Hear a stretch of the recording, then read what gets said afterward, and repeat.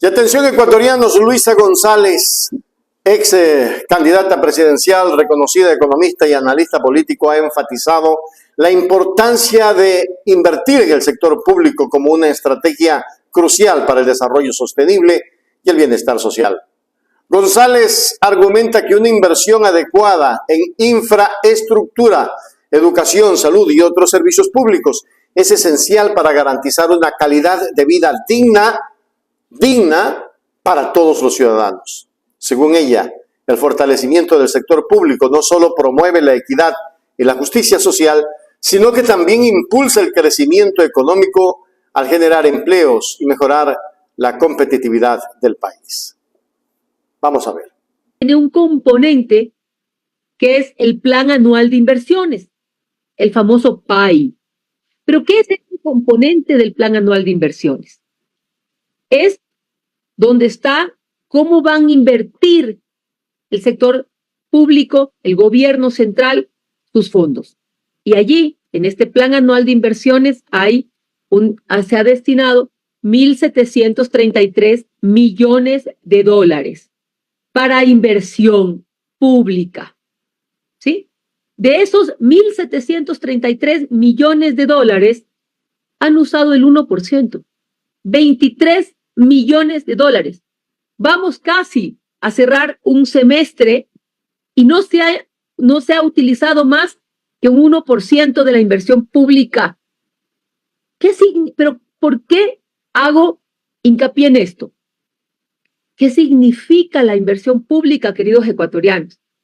La inversión pública eficiente empuja al sector privado, que es quien muchas veces hace las obras, y eso empuja la economía nacional, genera empleo, dinamiza la economía, mejora las recaudaciones, porque el Estado también recauda impuestos y tenemos más fondos en las arcas fiscales. Pero, ¿qué es esta inversión pública? Son las carreteras que requiere Sucumbíos, donde se ha hecho este socavón que une a varias provincias de la Amazonía. Son las carreteras que requiere Alausí, porque sigue aislada.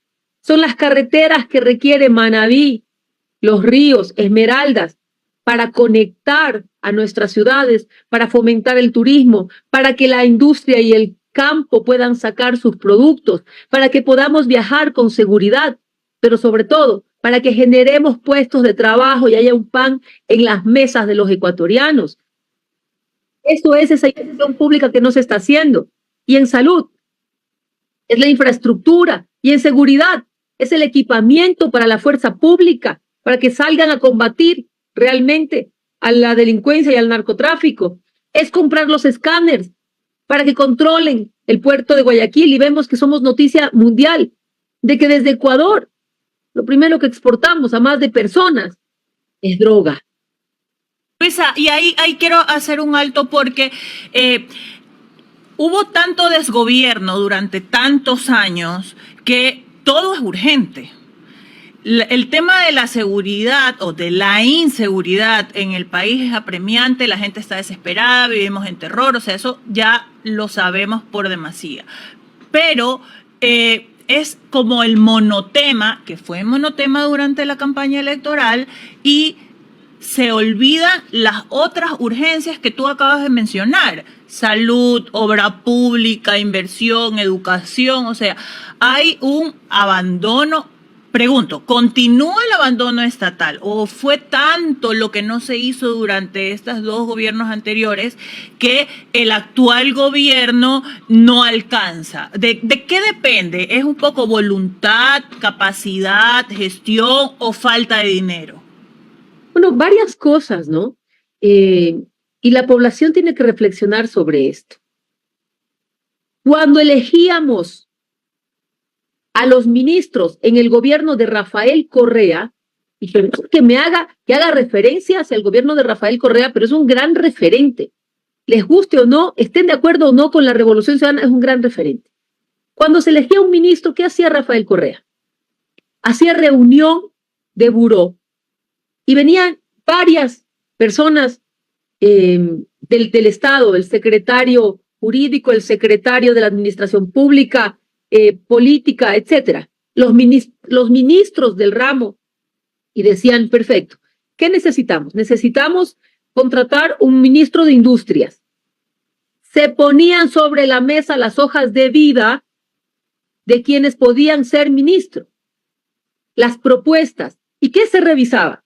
Se revisaba todo el expediente profesional, académico, la experiencia que había tenido en esa rama. Y es así como Rafael Correa, en muchísimos casos, contrató ministros a los que no conocía, pero que sus hojas de vida decían que tenía la expertise, el conocimiento para sacar adelante un ministerio. Porque se requiere gente con experiencia. Entonces, voy a contrastar. ¿Qué es lo que ha pasado en estos 2 últimos gobiernos? 3. Guillermo Lasso, ¿a quién llevó para ser ministro? Al gerente comercial, al gerente, etcétera, del Banco de Guayaquil. Podrá saber mucho de banca, pero no sabrá de medio ambiente, de gestión pública, de contratación pública, del manejo técnico y especializado de los ministerios, industrias, comercio y demás, transporte, obras públicas. Entonces el Ecuador requiere un equipo de trabajo que sepa gestionar el Estado con conocimiento técnico y profesional. ¿Y qué vemos que está haciendo el señor Daniel Noboa? Exactamente lo mismo. Su abogada, su círculo cercano, su amiga, la maquillista de su esposa, en algo tan importante como el CERCOP, que son donde se manejan las grandes normas para la adquisición de bienes, servicios, de la contratación pública. Entonces, Esa, ¿no? no hay un manejo adecuado del Estado de forma técnica y profesional en lo que es la gestión pública, y con ello nos están hundiendo a todos los ecuatorianos. Y allí vemos por qué de ese presupuesto general de ese plan anual de inversión nos acercamos a los 6 meses de gobierno y se ha utilizado 1%, 1.3% para ser precisa, ¿sí? De 1.733 millones de dólares. Y por eso tampoco se expande la economía, no se genera empleo, porque hay un desconocimiento absoluto y con ello nos arrastran a los ecuatorianos. Sin embargo, González cuestiona si el gobierno de Daniel Noboa ha cumplido con esa premisa fundamental. La gran incógnita es si realmente se han destinado suficientes recursos al sector público o si, por el contrario, ha prevalecido el interés en el sector privado. González señala que, a pesar de las promesas y discursos oficiales, los hechos concretos son los que deben evaluarse para determinar el compromiso del gobierno con las necesidades de la población.